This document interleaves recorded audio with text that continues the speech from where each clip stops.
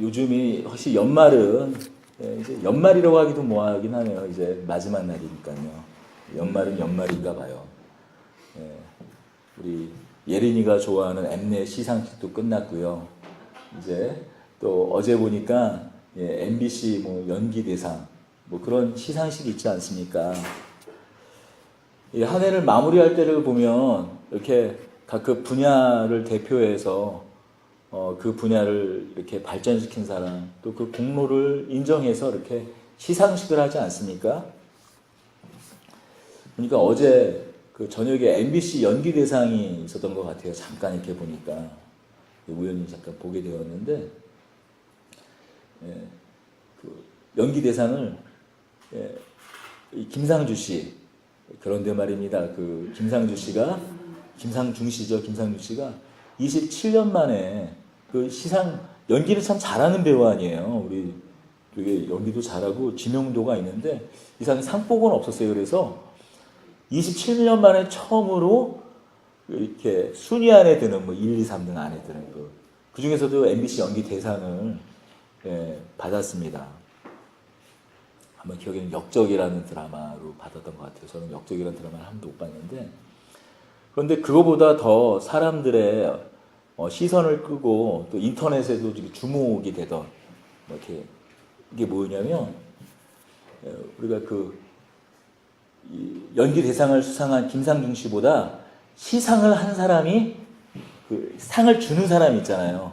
후보를 발표하고 또 그중에 대상을 발표하는 사람을 시상자라고 그러더라고요. 시상자. 수상자가 있고 시상자가 있는데 시상자가 더 주목을 받았던 거예요. 바로 시상자가 누구였냐면 뭐 누구였냐면이라고 해도 뭐 알 수가 없는 게 저도 뭐 보니까 나중에 뭐 이렇게 말해주니까 알았죠. 최교식이라는 분입니다. 26년 동안 무명 배우였어요. 처음에는 이제 뭐 엑스트라 같은 걸로 이제 시작을 했던 것 같고 주로 단역으로 뭐 지나가는 말 몇 마디를 뭐 하니까 완전히 뭐 엑스트라는 아닌데 지금은 그래도 단역인 거예요. 잠깐 뭐 이렇게 주막에 밥 먹는 장면, 그리고 뭐 이렇게 뭐 우르르 선동할 때 선동하는 사람 중에 한 사람, 뭐 그런 식으로 단역 배우로 26년을 지냈던 분이십니다. 그런데 이분이 주목받은 거는 이렇게 대상을 수상하던 게 역대 그 MBC 연기대상 그런 이 관례가 뭐냐면 이전 수상자와 MBC 사장이나 부사장이 시상자로 나서던 게 그동안 역대 MBC 연기대상의 그 관례였던 것 같아요. 그런데 이제 최교식이라는 분이 그 시상자로 작년 그 수상자였던 누구죠? 그 뭐 W 주인공이 누구였죠? 이종석이죠. 예, 이종석 배우와 함께 이제 나섰던 것 같습니다. 데뷔한 지 26년이에요. 얼마나 그 개인에게 영광이었겠습니까? 그러다 보니까 오히려 인터넷에서는 그래서 저도 보니까 마치 수상자처럼 이렇게 소개가 되어 있더라고요. 김상중 씨가 이렇게 헤드라인이 아니라 오히려 시상을 한 그 최규식 씨라는 그분이 헤드라인으로 장식하고 있었어요. 사실 그가 살아온 나날이 얼마나 좀 지난한 시간들이었겠어요. 한번 이렇게 생각해 봤어요. 우리가 참 이게 아이들이나 이 버릇을 좀 고쳐야 되는데 이런 걸 괜히 우리가 궁금해요. 그 사람이 뭐 하는지, 또 친구가 있으면 아이들의 친구가 있으면 그 친구의 엄마 아빠는 뭐 하는지 그래서 물어보면 그게 뭐 그 사람을 좀 알기 위해서 또는 그 아이를 성장 배경을 알기 위해서 물어보는 거기도 하죠 사실. 그런데 우리가 그냥 뭐 친구들이 그 최교식 씨가 아마도 아이가 있겠죠. 제가 그 가정 배경은 모르지만 아마 자녀가 있을 겁니다. 그럼 친구들끼리도 물어보잖아요. 이제 너희 아빠 뭐 하시니? 그러면 배우야. 배우? 와, 야, 이름이 뭐야? 이름? 글쎄, 혹시 있어? 딱 그런 거 있어. 그래도 한번 말해줘봐. 내가 혹시 알지도 모르잖아. 좀 이제 잘 교육을 받았을 테니. 최자, 교자, 식자, 최교식 배우야. 최교식? 최민식 아니고? 최민식 사촌 동생이야? 뭐. 어디 나왔어? 점점점. 혹시 또 지난번 역적 봤니? 거기에 보면 맨 마지막에 그 클라이막스로 이렇게 그 떴던 거 그 사람이 우리 아빠야. 물론 저도 인터넷 봐서 알았는데 보통 영화 이 사극 같은 거 보면은 뭐야 하면서 아니면 뭐시 하면서 이렇게 왕이나 주인공의 얼굴을 이렇게 클로즈하는 게 그 사극의 전통적인 그 엔딩이잖아요. 그런데 그때 그 최교식이라는 분이 역사상 처음으로 사극 클라이막스가 주인공이 아닌 사람이 였다고 하더라고요. 그래서 저도 인터넷 보고 그냥 안 거예요. 얼마나 그 삶이 지난했겠습니까? 그런데 아마 희생자로 서면서 비록 자기가 대상의 수상은 아니지만 아마도 그동안 26년 동안에 그 무명의 서름이 아마 다 쓰러졌을 것입니다. 아마 그 일을 계기로 해가지고 또 더 좋은 비중 있는 배역이 주어질지도 모르겠죠. 그런데 설사 그렇지 않더라도 여전히 단역을 내가 맡더라고 하더라도 아마 그 이전에 내가 가졌던 그 마음이나 똑같은 단역을 하더라도 그 마음은 다를 거예요. 아마 지금까지도 단역을 맡았지만 그냥 여느 사람들과 같지는 않았다고 생각합니다. 그러니 시상자까지 오를 수가 있었겠죠. 오늘 우리가 읽은 본문에도 이름 없는 백성 1, 이름 없는 백성 2가 등장합니다. 시므온과 안나라는 사람이에요. 예루살렘의 한 사람 시므온. 그리고 성전에서 평생을 7년 동안 결혼 생활을 했지만 남편이 먼저 가서 거의 60평생을 60년 이상을 성전에서 기도하며 성전을 섬겼던 한 여인, 이름 없는 백성 1과 2가 등장을 합니다. 어쩌면 오늘 이 누가복음이 아니면 그냥 이름이 묻혀버리고 말 두 사람을 이 누가는 드러내고 있습니다. 이 두 사람은 오늘 성경을 보니까 이스라엘의 위로 또 예루살렘의 속량을 기다렸던 사람들입니다. 아마 누가가 이렇게 성경에 기록하지 않았다면 이 사람의 이름은 아마 모든 사람의 기억 속에 지워졌을 거예요.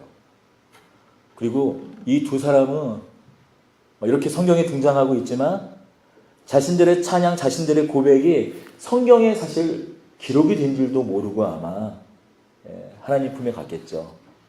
그런데 누가가 이 이름 없는 백성 1, 이름 없는 백성 2를 끄집어내서 누가복음에 기록하고 있습니다. 아마 이렇게 기록하고 있는 이유는 이들이 받은 위로, 이들이 받은 감격, 이들이 받은 그 기쁨이 오고 오는 모든 성도들이 받아야 될 위로고 오고 오는 모든 성도가 받아야 될 기쁨이고 또 즐거움일 것이기 때문입니다. 영광이기 때문일 것이에요. 바로 이들이 받은 위로와 그 감격은 바로 예수 그리스도십니다. 오늘 본문은 모세의 법대로 정결 예식이 참해 마리아와 요셉이 당시의 정결 예식, 여기서 말하는 정결 예식은 이런 거예요. 아이를 낳으면 그 산모가 하혈을 하잖아요. 아이를 낳으면서 피를 쏟잖아요. 그런데 이 피 자체가 부정한 것은 아니지만 이 피를 쏟는 그것 자체가 피 자체가 부정한 것은 아닙니다. 그런데 인간의 죄로 말미암아서 이 생명을 상징하는 생명을 의미하는 피가 부정해졌어요. 그런데 아이를 낳게 되면 어떻게 돼요? 피를 많이 흘리잖아요. 그래서 이 피를 흘린 이 산모는 33일 동안 남자아이는 33일, 여자아이를 낳으면 66일 동안 부정하다 하여서 성전에 들어가지 못합니다. 그러니까 왜? 이해가 좀 안 되죠. 그런데 이 안에는 따지고 보면 아주 살펴보면 깊은 의미가 있습니다. 그런데 오늘 그것을 말하려는 것은 아니니까. 33일이 되어서 스스로의 이 정결 예식을 갖고 또 아이를 하나님 앞에 드리려고 요즘에는 이걸 헌화한다고 그러는데 아이를 드리려고 성전에 드리려고 성전으로 옵니다. 이 성전에 드린다라는 것은 왜 성전에 드려야 하는가? 그 이유는 이 세상의 모든 첫 태생, 그것이 사람이든 짐승의 첫 태생이든 아니면 식물, 곡물의 첫 소출이든 그것은 누구의 것이라고 그랬죠? 류에게는 하나님의 것이라고 그랬어요. 그래서 장자는 하나님 앞에 드렸어야 돼요. 장자를 하나님 앞에 또 드려야 됐던 이유는 뭐냐면 애굽에 있을 때 모든 장자는 다 죽게 되어 있었는데 그때 하나님께서 이스라엘 사람들의 장자는 살리셨잖아요. 그래서 하나님 앞에 드렸어야 합니다. 그런데 하나님 앞에 드려야 되는데 실제로 그러면 성전에서 평생 하나님 앞에 봉사하고 사나요? 그렇지 않잖아요. 레위인들이 봉사하면서 살잖아요. 그래서 하나님 앞에 드릴 때 이렇게 속전을 드리게 되어 있었던 것이죠. 레위인을 대신해서 성전 세계를 5세계를 5세계를 이렇게 드리고 하나님 앞에 드리게 되어 있었던 것입니다. 여하튼 마리아가 아기 예수를 낳고 성전에 아기 예수를 하나님 앞에 드리고 또 스스로 제가 이제 정결하게 된 것을 감사하기 위해서 정결 예식의 제물 비둘기 2마리를 하나님 앞에 드렸다고 말씀하고 있어요. 그런데 주목할 것은 무엇입니까? 오늘 본문을 보면 지금 이 성전에 누가 지금 드려지고 있는 건가요? 누가 바쳐지고 있는 거예요? 아기 예수를 하나님 앞에 마리아가 바치고 있는 것이잖아요. 그런데 지금 이 성전에 아기 예수를 바치고 있음에도 불구하고 사실 성전에 어떤 일이 일어나나요? 아무 일이 일어나고 있지 않아요. 여러분 생각해 보세요. 내가 왕이에요, 왕. 대통령이에요, 대통령.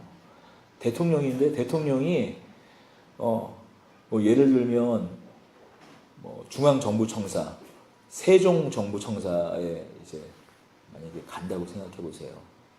그런데 물론 기별을 안 한다고 하더라도 들어가게 되면 어떻게 해요? 알아볼 거 아니에요. 설사 보통 그냥 가는 경우는 없죠. 하지만 불시에 간다고 하더라도 알아본 사람들은 당황하고 반갑고 난리가 나잖아요. 보니까 요즘에는 문재인 대통령 인기가 좋아가지고 공무원들이 도열해가지고 막 사진을 찍더라고요. 이전에 또 용감하게 이제 또 받아주는 걸 알고 또 옆에 셀카를 또 찍어요. 보니까 난리가 나지 않습니까?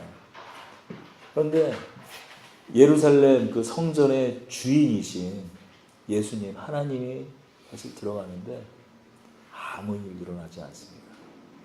아무 일 없는 거예요. 그런데 오직 한 사람, 제사장도 못 알아보고 대제사장도 못 알아보고 율법사와 서기관들도 못 알아보지만 오직 그를 알아본 사람이 있었다라는 것이죠. 시므온과 안나입니다. 그가 알아봤던 이유는 무엇입니까? 성령께서 그가 예수 그리스도를 기다릴 수 있도록 인도하셨다는 거예요. 26절에 그가 주의 그리스도를 보기 전까지는 죽지 아니하리라 하는 성령의 지시를 받았더니 그 지시가 언제 임했는지 모르겠어요. 그런데 시므온이란 예루살렘에 사는 어떤 한 사람에게 성령께서 임하셔서 네가 그리스도를 메시아를 보기 전에는 죽지 아니하리라 라는 지시를 받았다라는 거예요. 그 앞서 25절은 이렇게 말합니다. 시므온이라는 사람이 있으니 이 사람은 의롭고 경건하여 이스라엘의 위로를 기다리는 자라. 성령이 그 위에 계시더라. 그는 의로운 사람이었다고 말합니다. 경건한 사람이었다고 말해요. 우리가 누가복음에 이렇게 나누다가 의롭고 경건하다, 특히 의로운 사람이라고 성경이 직접적으로 언급하고 있는 사람이 많지 않다고 말씀드리지 않았나요? 구약에선 유업한 사람이에요. 그리고 의롭다고 말하진 않았지만은 하나님과 동행했기 때문에 죽음을 보지 않고 올라갔던 에녹, 의롭다, 아마 그런 의로운 사람이었을 것이에요. 근데 신약에서는 샤가라와 이 시므온과 이방인 중에 의롭다라는 말은 안 했지만 경건한 자 고넬료, 그러니까 의롭다, 경건하다, 뭐 그런 인물, 5손가락의 안에 꼽는 인물이었다라는 것이죠. 이 시므온, 이 사람에게 성령께서 임하셔서 의롭고 경건한 사람에게 그리스도를 보기 전까지는 너가 죽지 아니하리라는 말씀을 들었어요. 물론 여기서 말하는 의롭고 경건하다라는 것이 하나님 앞에 흠 없고 죄 없는 사람이라는 것은 아닐 거예요. 그런데 그 마음의 정향이 정말로 진실하게 하나님의 의를 바라보고 하나님의 공의를 바라보고 사는 마음과 그 뜻과 그 모든 힘이 하나님을 향해 나갔던 사람이었던 것은 분명하다는 것이죠. 그 위에 주의 성령께서 임하셔서 너가 그리스도를 보아야 죽으리라. 그리스도를 보지 않고는 죽지 아니할 것이라고 말하고 있어요.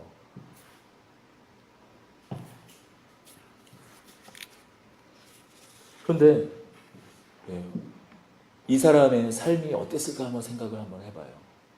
의롭고 경건한 자가 예루살렘에 살고 있는데 그 예루살렘의 그 현실, 그 하루하루를 만약에 살펴보면은 너무나 힘든 때였을 것 같아요. 제사장들은 어땠을까요? 당시 제사장들은 어떤 사람들이었냐면 특히 대제사장, 사실은 말이 제사장이지 그 제사장을 어떻게 사냐면은 돈을 주고 로마 총독이나 로마 황제에게 뇌물을 써서 대제사장이 될 수 있었습니다. 그러니 혹시 우리가 예수님께서 처음 성전에 입성하셨을 때 성전을 뒤집어 엎어버리지 않으십니까? 그것이 2번 나와요. 다른 복음서에서는 예수님께서 십자가에 못 박히시기 전에 그 예루살렘에 입성했을 때 성전을 뒤집어 엎는 걸로 나오지만 요한복음에는 공생이 시작하신 그 초입에 나옵니다. 그러니까 실제로 2번 있었던 거예요. 성전을 엎을 수밖에 없었던 이유가 성전이 아주 그냥 시장통이 되었기 때문이에요. 특히 성전 뜰이라고 말하는 뭐 이방인의 뜰이라고도 하는데 그곳이 성전에 제물로 바칠 그 뭐 비둘기를 판다든지 환장상들이 들끓었어요.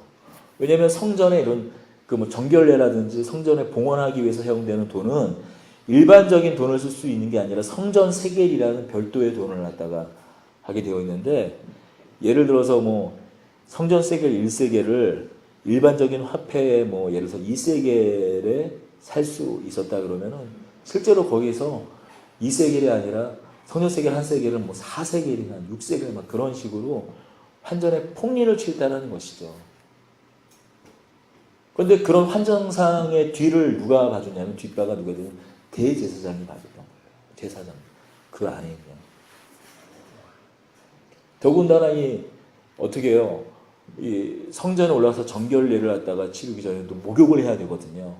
그러면은 성전, 그 예루살렘 성전 주변에 목욕탕이 있었습니다.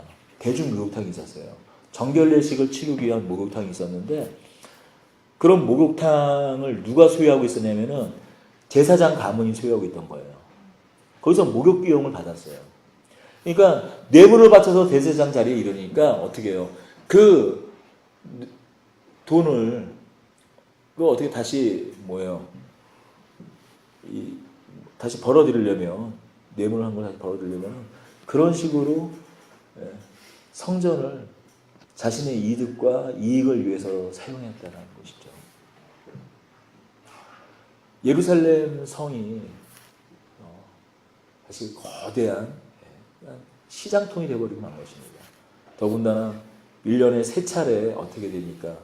6월절과 77절, 우리가 오순절이라고 하는 칠칠절과 초막절, 이때는 원거리에서 그 세 번의 절기 때마다 온 이스라엘 백성들이 또 멀리는 디아스포라 유대인들이 찾아올 때는 각각 집들이 여관들이 이제 많이 부족할 때니까 각각 집들이 하수치처럼 돼가지고 거대한, 물론 필요한 부분들이지만 예루살렘 성이 진실로 하나님을 예배하고 하나님을 경배하고 만민이 기도하는 집의 역할을 하는 것이 아니라 이렇게 대제사장부터 거기에 사는 그 모든 사람들의 일속을 위해 동원되는 도성이 되어버리고 만 것이죠.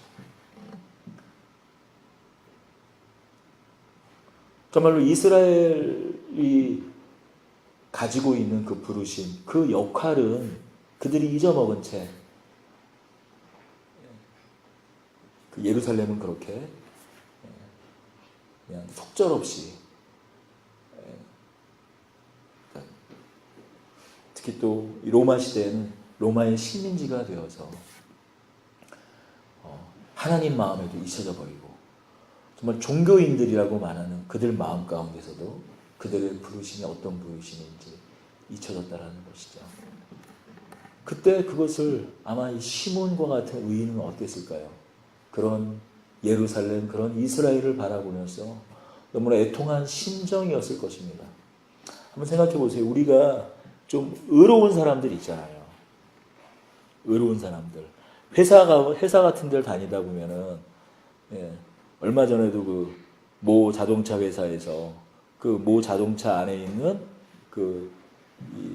있어서는 안 될 인허가 과정 가운데에서 속여가지고 이렇게 그 업체에서도 한국 국내 업체인데에서 그걸 갖다 투서를 했어요. 결국엔 그게 그런 감사기관에 적발이 돼가지고 어쨌든 걸려들었는데, 결국 그분이 퇴사를 하게 됐더라고요. 그래서 소송 중에 있는 것 같습니다. 의로운 사람들은 사실 살기가 쉽지가 않아요. 거기서 타협하고 적당히 좋은 게 좋은 거다라고 이렇게 섞여서 사는 사람들은 살기가 쉬워요. 또 잘 삽니다. 그런데 뭔가 공평함, 의로움, 정의로움의 마음을 두는 사람들은 사실 이 사회에서 일어나는 현상 하나하나 그런 것들을 볼 때 그것을 때는 어떤 경우에 적극적으로 그 안에 개입하기도 하지만 못 견뎌 하죠. 좀 이스라엘과 그 예루살렘의 상황을 바라보면서 아마 이 시몬, 이 사람은 너무나 아마 고통 중 괴로운 마음을 가지고 있었을 거예요. 그래서 무엇을 기다렸다고 말합니까? 이스라엘의 위로를 기다렸다고 말합니다. 이스라엘의 위로는 무엇일까요? 앞서 말씀드렸지만 예수 그리스도입니다. 메시아입니다. 그리스도입니다. 이스라엘에 정말 하나님께서 보내신 메시아가 임하셔서 다시 이스라엘을, 예루살렘을 회복시키는 그런 열망과 마음을 가지고 그런 패악한 세상, 악독한 세상 가운데 하루하루를 그 삶을 살고 있었다라는 것이죠. 그런데 안타까운 점은 무엇입니까? 그가 죽을 수가 없다라는 거예요. 여러분 때로 이거 있잖아요. 그냥 죽어버리면, 아니면 죽는 것 같이 사는 거, 자폭하는 거 그냥 안 보고 죽으면 어떻게 해요? 이 율법이나 당시에 이 죽음, 자살이라는 거는 오늘날 기독교 문화에도 마찬가지, 유대교에서도 받아들일 수 없는 부분들이기 때문에 당시에 자살은 못했지만 자폭하던 사람들이 있었어요. SNF파, 우리가 쿰람 동굴이라고 있잖아요. 당시 타락한 이 이스라엘, 타락한 성전 문화를 보고 도저히 거기에 함께하지 못해가지고 그냥 이 광야에 가서 굴 파고 살던 사람들이 있었어요. 그게 이제 그 이스라엘의 여러 종단, 지금 우리 교파가 여러들이 장로교, 감리교, 성결교, 침례교, 장로교 이런 여러 교파가 있는 것 같이 당시에도 교단이 있었어요. 사두개파. 예. 그 다음에 바리새파.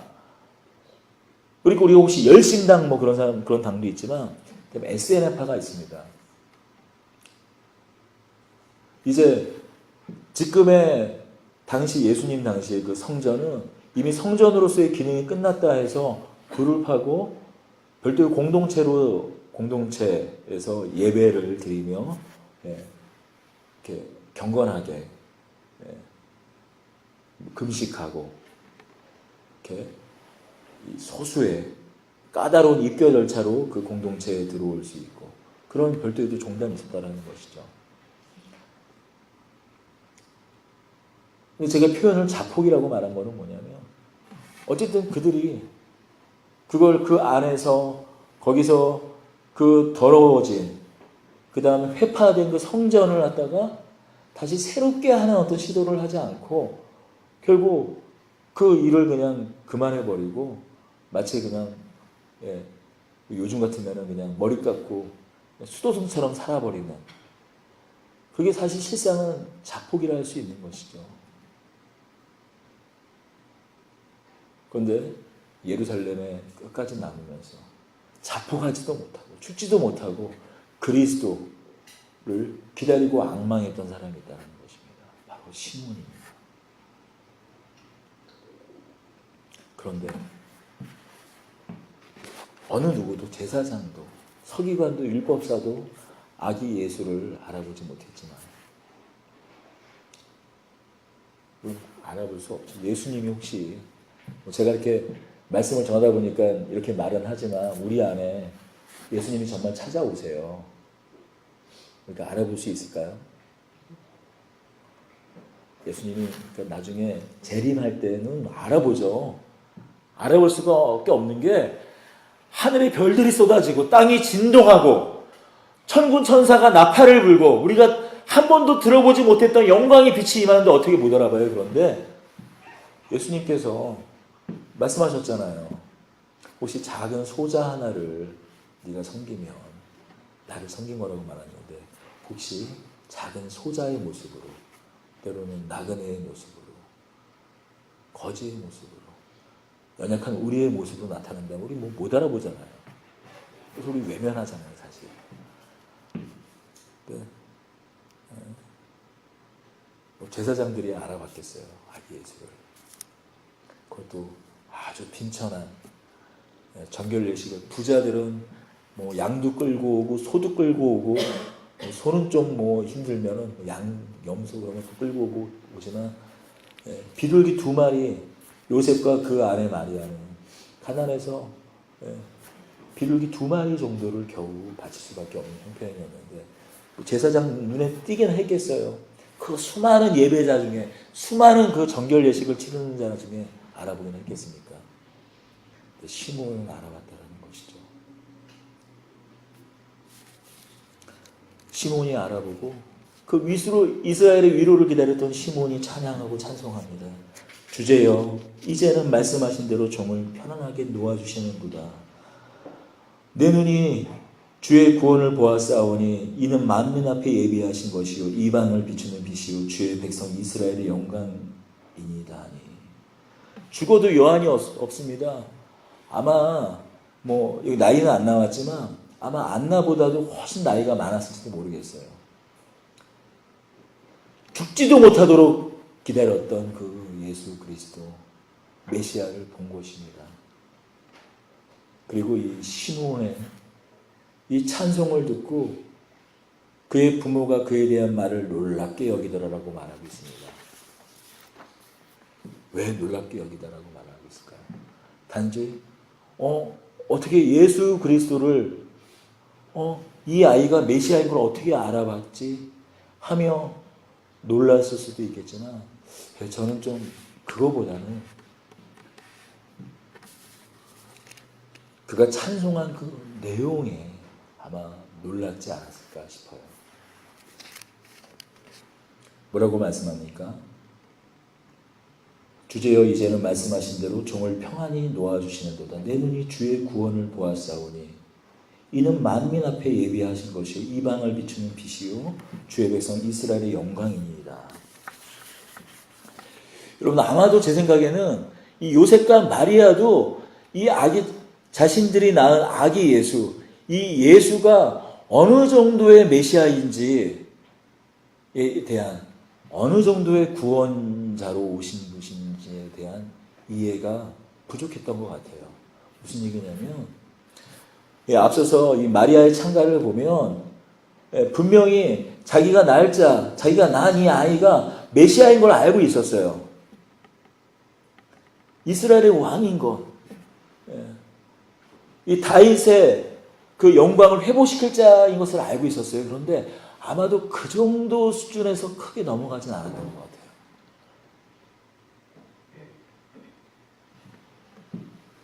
그런데 시몬은 말합니다. 뭐라고 말씀합니까? 만민 앞에 예비하신 것이요. 이스라엘 백성들뿐만이 아니라 온 세상 만민을 구원할 구주시다라고 말하는 거예요. 이스라엘의 영광. 그러니까 다윗 왕 때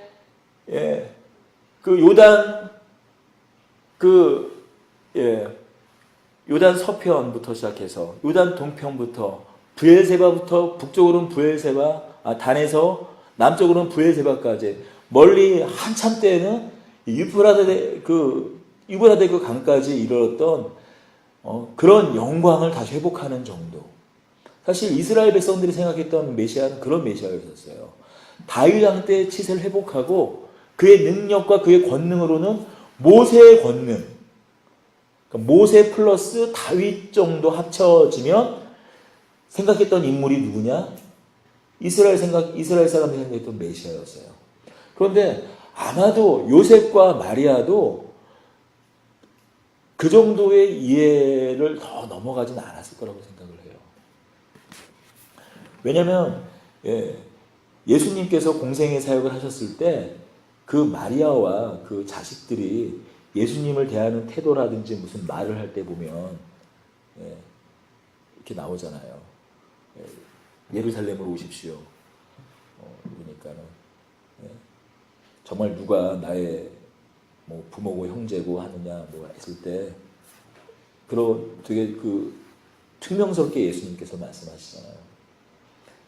그 마리아도 충분한 이해를 그 구원, 예수 그리스도께서 가져오시는 그 구원, 예수 그리스도, 메시아 예수 그리스도가 어떤 메시아인지에 대한 충분한 이해가 없었던 것 같아요.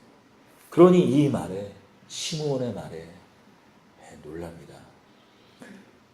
내 눈이 주의 구원을 보았사오니 이는 만민 앞에 예비하신 것이다 라고 얘기하고 있어요. 만민 앞에 이방을 비추는 빛입니다. 단순히 이스라엘 위로자 정도로 오신 분이 아니라 온 세상 만민 그리고 이방을 구원하실 빛이라고 말씀하고 있는 거예요. 여러분, 우리도 사실 우리의 구원, 우리가 받는 구원에 대한 이해가 사실 아주 작은 부분에 그칠 때가 많다는 것이죠. 그저 나의 죄를 씻는 것, 나의 죄를 씻어서 하나님 앞에 설 수 없는 우리가 하나님 앞에 서는 것, 물론 그것만 해도 진짜 큰 일입니다. 중요한 일이에요. 우리가 정말 영원히 끊는 그 불모원, 유황불을 만약에 우리가 본다면, 우리가 볼 수 있다면, 우리가 하나님 앞에 설 수 없는 우리가 하나님 앞에 선다라는 것이 얼마나 큰 일입니까? 하나님 안에서 샬롬을 누리는 것이 얼마나 큰 일입니까? 그런데 우리가 받은 구원이, 우리가 받는 이 위로가 그것을 넘어선다라고 얘기하고 있어요. 성경.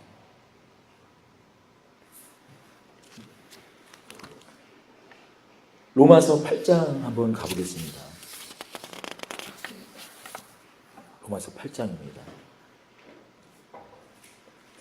로마서 8장 18절에서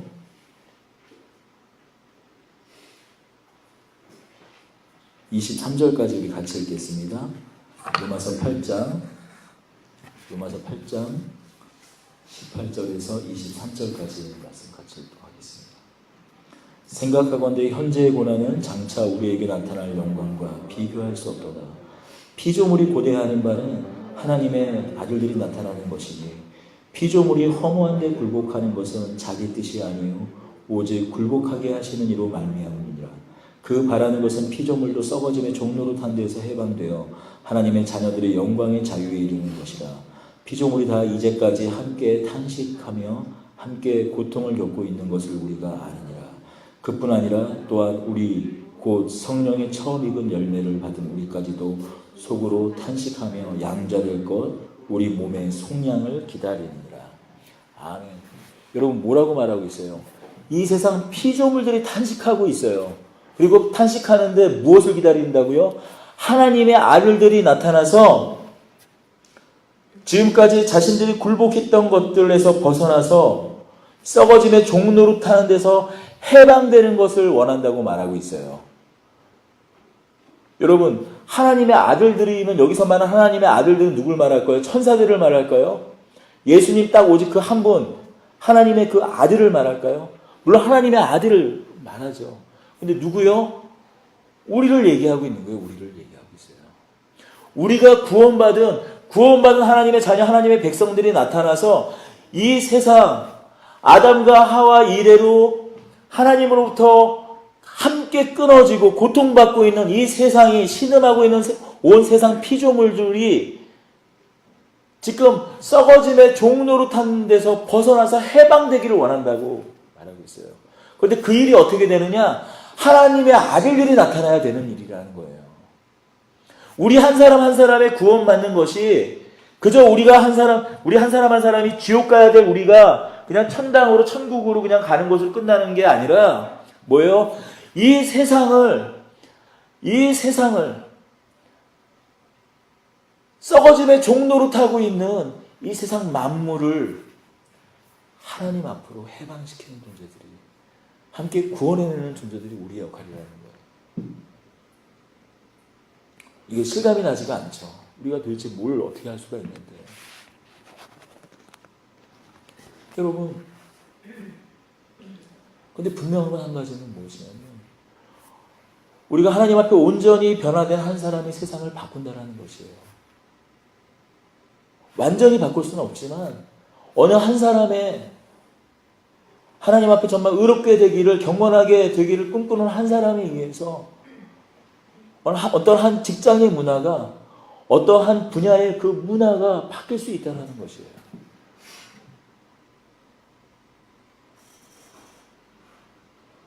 여러분 우리가 꿈꾸는 것은 그런 것입니다.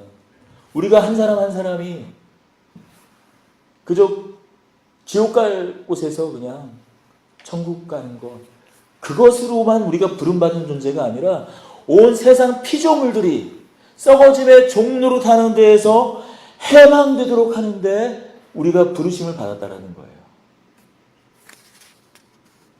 여러분 그래서 오늘 성경은 말하고 있습니다.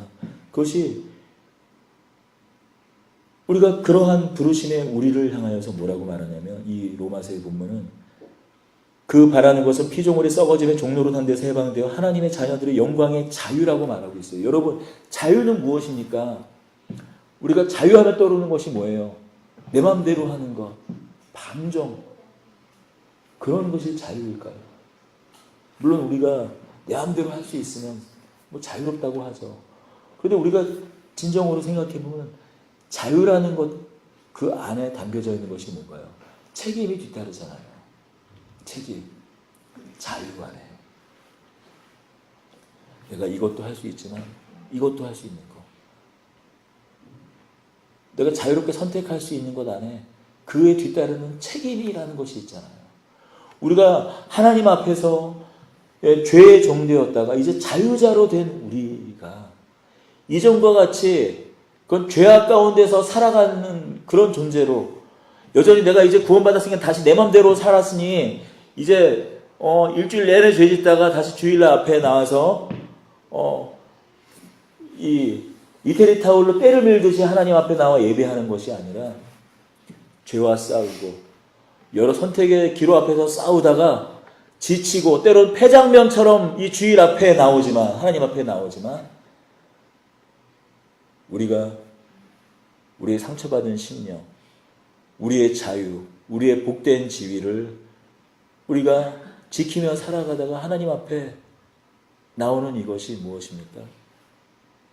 그 자유를 지키며 나오는 이것이 우리에게 하나님께서 우리가 그 예배, 우리의 드리는 예배를 통해서 하나님께서 위로해 주시고 우리에게 무엇을 주십니까? 하나님의 영광을 나누어 주시는 거예요. 그래서 오늘 이 로마서 8장은 영광의 자유라고 말하고 있어요.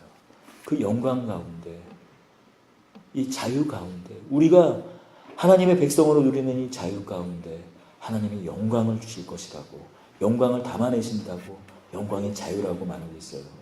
그래서 이 18절은 이렇게 시작하는 것입니다. 생각하건대 현재의 고난은 장차 우리에게 나타날 영광과 비교할 수 없도다. 우리가 하나님께서 주신 참된 이 자유, 이것을 누리기 위해서 하루하루 이 의로운 자로서 주께서 주신 의로움 가운데 때로는 고통당하고 환난당하는 이런 모든 것이 결국엔 하나님의 영광 가운데 하나님의 영광으로 하나님께서 갚아주실 것이라는 말씀을 하고 있는 거예요. 결국 다시 오늘 본문으로 돌아와서 그 의로웠던 이 시므온은 그 이스라엘의 모든 패악함, 예루살렘의 그 패악함 앞에서 메시아를 기다렸습니다. 그러나 결국 그 삶 가운데 죽지도 못하고 정말 자폭도 못하고 기다렸던 그에게 영광의 메시아를 본 것이죠. 또 한 사람 누굽니까? 안나입니다. 안나는 이렇게 말합니다.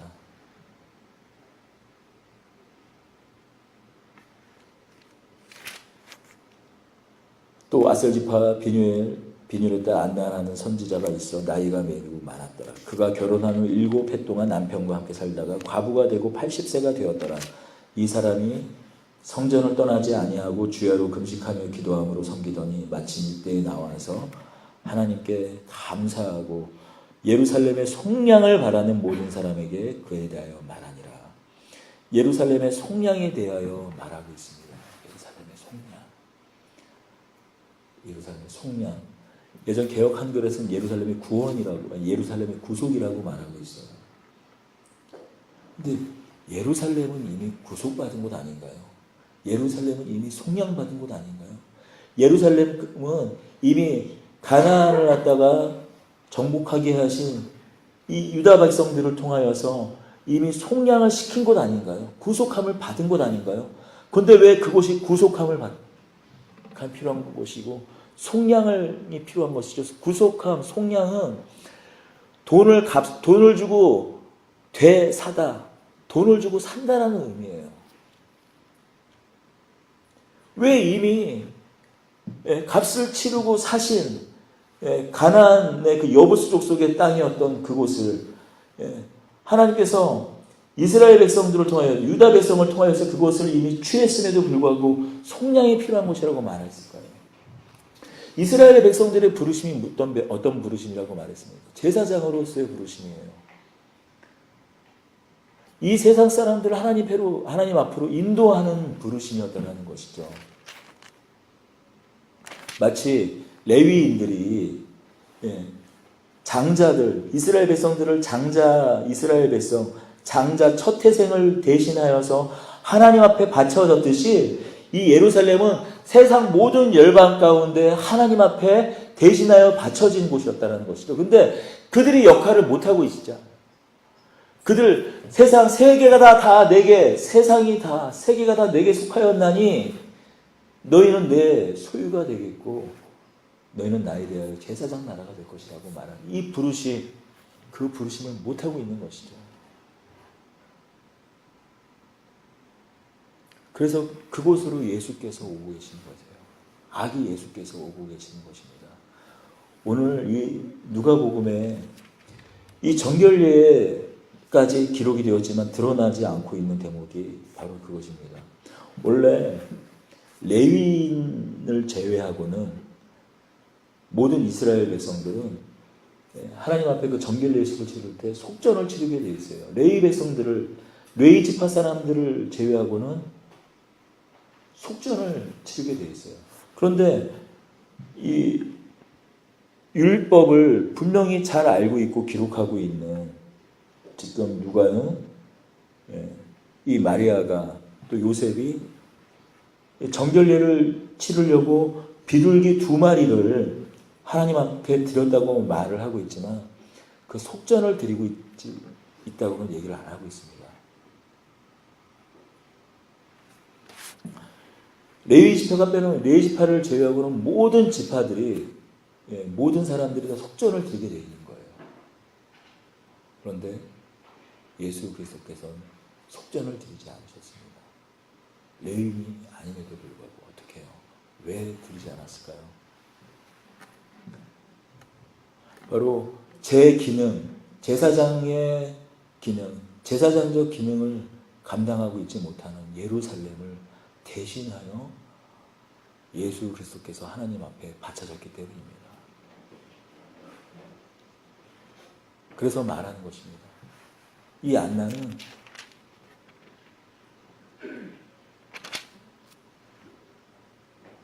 마침 이때에 나와서 하나님께 감사하며 예루살렘의 속량을 바라는 모든 사람에게 그에 대하여 말한다.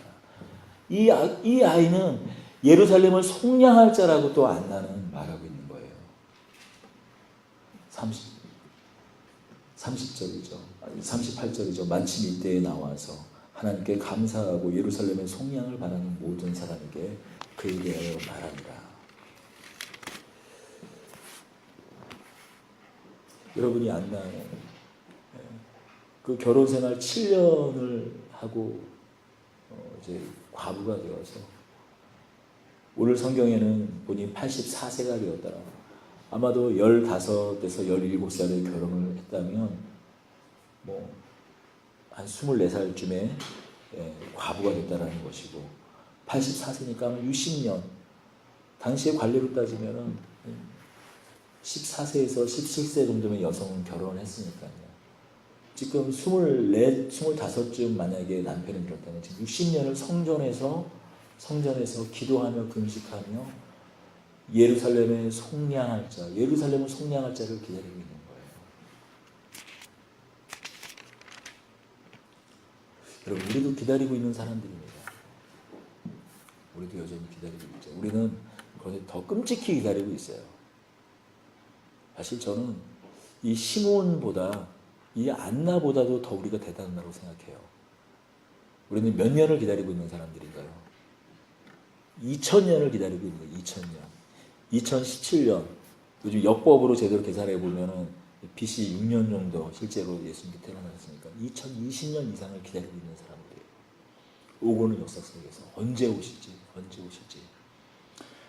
여러분, 내일이나 모레나 한 달 뒤에 정말 예수님께서 오실 걸 알면 정말 한 달 빡세게 의인으로 살 수 있어요. 아니, 한 달도 아니 1년 뒤에만 오실 걸 갖다가 정말 보증할 수 있다면 정말 의롭게 하나님 앞에 신실하게 경건하게 정말 만물을 내가 다 구원할게, 내가 하나님의 아들로서 온전히 살아갈게 할 수 있지만 기약이 없는 답을 죽지도 못하고 자폭도 못하고 우리가 살아가고 있는 상황입니다. 여러분, 그런데 그것을 여러분 로마서에는 영광의 자유라고 말하고 있어요. 오늘 우리 하루하루가 시므온같이 이스라엘의 위로를 기다리며, 아니 오늘날 우리의 표현은 교회의 위로죠. 교회가 다 쓰러져 가는 것 같아.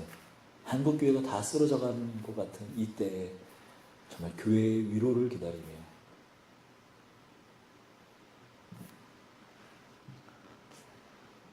예수 그리스도를 소망하는, 비록 우리가 때로는 우리 삶을 통하여서 이 세상을 우리 믿음대로 살아보려고 또 바꾸기도 하죠.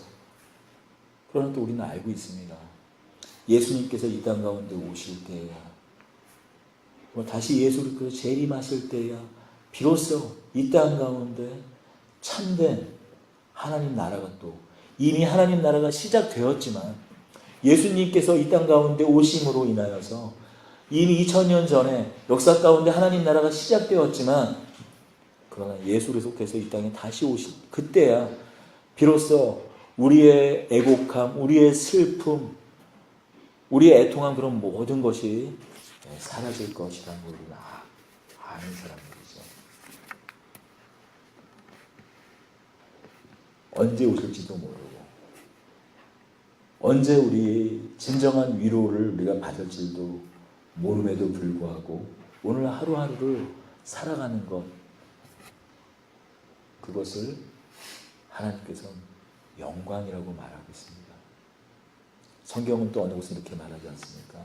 하나님의 영광은 그 누구와도 나누지 못하고 않는다고 말하는데 하나님께서 그 영광을 우리와 기꺼이 나누신다고 말씀하는 거예요. 오늘 하루하루를 우리 삶을 하나님 앞에 의로운 자로 살아가길 꿈꾸며 오늘 때로 넘어지고 좌절하고 낙심하지만 끊임없이 그 일을 걷는 우리에게 하나님께서 진정으로 위로를 주시겠다라고 말씀하는 것입니다. 그래서 이 시몬과 안나를 이 누가가 기록하며 다시 오실 예수님, 다시 오실 메시아 예수를 기다리는 그 모든 자에게 표대로 세워 오늘 성경으로 남겨주신 줄로 믿습니다.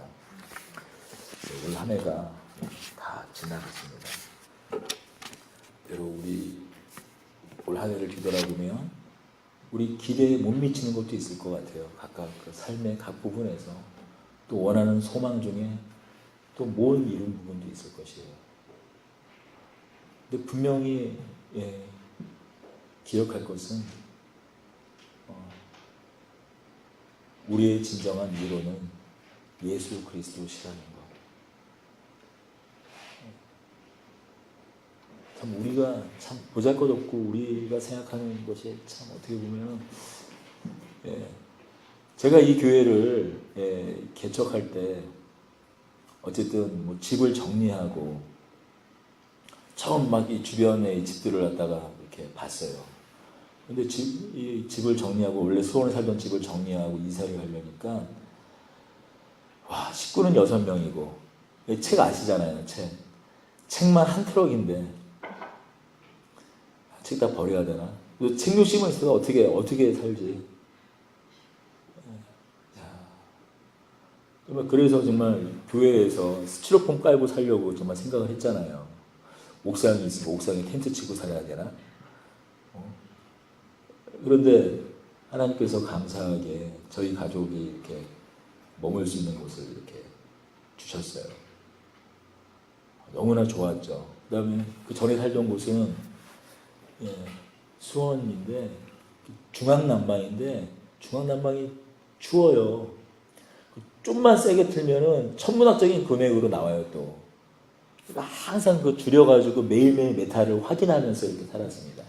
그런데 아유 좋더라고요. 보일러도 그냥 간지 얼마 안 돼서 그냥 거꾸로 타는 보일러. 아유 이게 좋긴 좋더라고요. 근데 옆집에 새로 누가 이사를 왔어요. 이사를 하는데 막 인테리어를 하는 거예요. 인테리어를 하는데 와 집을 이제 사가지고 오시는 분인데 한 달을 넘게 공사를 하는데 야 그 낡은 아파트가 황골탈퇴를 하는데 놀랍더라고요. 지금 우리 교회에 이렇게 막 폴딩도어가 있잖아요. 그 집은 거실과 베란다를 폴딩도어를 달았어요. 예린이 친구 집입니다. 그래가지고 예린이가 자주 아침에 놀러 가기도 하고 아주 친한 친구 집인데 아주 그냥 삐까뻔쩍해요. 처음에 여기 이사 왔을 때 정말 너무 좋더라고요. 정말 맨날 추운 집에만 살다가 따뜻하니까 그게 좋았는데 베란다도 넓고 근데 그걸 딱 보는 순간에 와 좋다. 근데 정말 그런 집에 살면 우리가 위로를 받을까요? 아마 여기 앞에 지금 힐스테이트를 짓고 있지 않습니까? 힐스테이트 혹시 누구라도 이사 와가지고 아는 사람이 있어서 아마 그 집을 보면 입이 쩍 벌어지면서 아마 또 자기가 살고 있는 형편이, 또 그 앞에 보면 이름을 자꾸 또 말씀드려서 좀 그렇지만 현대 또 아이파크가 또 들어서더라고요.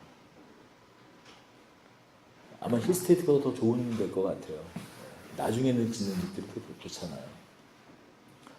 여러분, 이렇듯 우리가 물론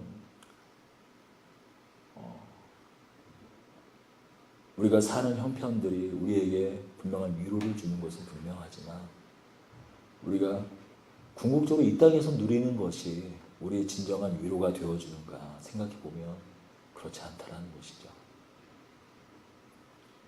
진정으로 우리가 위로를 받을 수 있는 것은 이 땅에 정말 예수 그리스도께서 이 땅 가운데 임하셔서 새하늘과 새 땅을 이루어 주실 때만, 예수 그리스도께서 정말로 이 땅 가운데 왕이 되어주시고 만왕의 왕이 되어주셔서 이 땅을 다스릴 때만이 누릴 수 있는 세상을 우리가 살아갈 때, 하나님 나라를 살아갈 때야 비로소 누릴 수 있는 위로요, 기쁨인 줄로 믿습니다. 그 사이까지는 우리가 때로 더 잘 살 수도 있고, 더 좋은 직업을 가질 수도 있고, 좀 더 사람들 앞에 폼나는 직업을 가질 수도 있을 것입니다. 그런데 우리가 그런 것을 통하여서 받는 위로는 정말 하나님께서 우리에게 주시고자 하는 그 위로와 비교할 수 없다는 것이죠.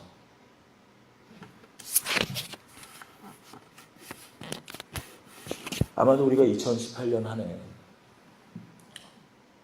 바라기는 올해보다 더 우리에게 기쁜 일들이, 더 감사의 일들이 많았으면 좋겠습니다. 그러나 벌써 우리에게 또, 저는 또 그렇게 될 줄로 믿습니다. 그러나 설사 그리 아니하실지라도 우리 안에 이 시므온의 마음 가운데 자복도 못하게 하신 이 시므온과 같은 은혜가 우리 안에 있기를 원해요. 그리스도를 뵙기까지는 죽지 못하게 하신 성령의 은혜가 우리에게 임하셔서 정말 우리 가운데 말로 할 수 없는 때로 고난이 있을지라도 자폭하지 않고 성령께서 끝까지 우리를 일으키셔서 하루하루를 영광의 삶으로 나아가게 하시는 은혜가 우리 안에 있기를 원합니다. 기도하겠습니다. 은혜와 사랑의 하나님 아버지, 감사합니다. 정말 우리가 다시 오실 예수님을 생각하면서 우리가 세상 가운데 던져질 때 마치 바위에 던져지는 계란 하나조차도 안 될지 모르십니다. 그러나 우리가 세상 가운데 던져지며 새기는 이 흔적 하나하나가 또 누군가의 기억 속에 기억나고, 또 마치 시므온과 이 안나와 같이 기억될 것으로 믿습니다. 그래서 누군가 또 그 길을 뒤따르고, 누군가 또 우리를 통하여서 정말 이스라엘의 위로, 교회 가운데 부어주신 하나님 나라의 위로를 보게 하고, 또 예루살렘의 속량, 우리 영원한 속량의 구주 되신 예수님을 바라보게 하는 그 한 사람으로 기억되게 하여 주시옵소서. 우리 주 예수 그리스도의 이름으로 기도드립니다. 아멘.